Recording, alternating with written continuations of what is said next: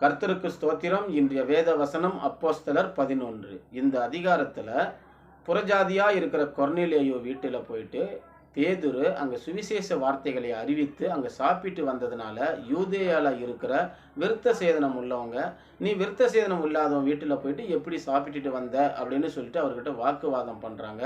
அப்போ பேதுரு சொல்ற, நான் யோப்பா பட்டணத்துல நான் ஜெபித்து கொண்டிருக்கும் போது நான் ஞான திருஷ்டி அடைந்து ஒரு தரிசனத்தை கண்டேன். அதாவது 4 காலு ஜீவன்களும் காட்டு மிருகங்களும் ஆகாயத்து பறவைகள் ஊரும் பிராணிகள் எல்லாத்தையும் நீ அடித்து புசி அப்படின்னு சொல்ற ஒரு சத்தத்தை கேட்டேன். ஆனா இது தீட்டும் அசுத்தமாய் இருக்கிறத நான் ஒரு காலமும் சாப்பிட்டது இல்லையேன்னு சொல்றாரு. அப்ப அது 3 முறை அந்த மாரி அந்த சத்தம் அவருக்கு கேட்கப்படுது. அங்க செசரியா பட்டணத்திலேருந்து அனுப்பப்பட்ட 3 பேர் வந்து அவரை கொர்நேலியு வீட்டுக்கு அழைச்சிக்கிட்டு போறாங்க. அவங்க கண்ட தரிசனத்தை அவர்கிட்ட சொல்லி அழைச்சிட்டு போயிட்டு, அது கொர்நேலியு குடும்பம் ரட்சிக்கப்படுறதுக்காக அங்க போய் தேவனுடைய வார்த்தைகளை சொல்லி கொண்டிருக்கும் போது, ஆதியில நம்ம மேல இறங்கின பரிசுத்த ஆவியானவர் அவங்களுக்குள்ள இறங்குறத பார்க்குறாரு.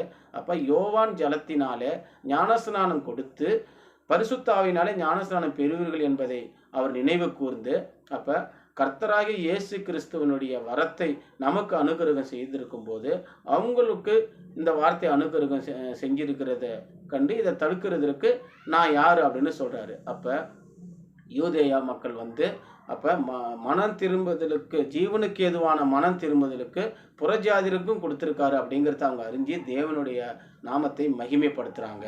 அப்ப இதுலேருந்து நமக்கு என்ன தெரிய வருதுன்னாக்க, நாம் தேவனுடைய வார்த்தைகளை வந்து எல்லாருக்கும் போய் சொல்லணும். சின்னவன் பெரியவன் அப்படிங்கிறதுல கீழ் ஜாதி மேல் ஜாதி அப்படிங்கிறதெல்லாம் கிடையாது. எல்லாருக்கும் ஞானஸ்நானம் கொடுக்கணும். எல்லாருடைய மனக்கண்கள் திறக்கப்பட வேண்டும்.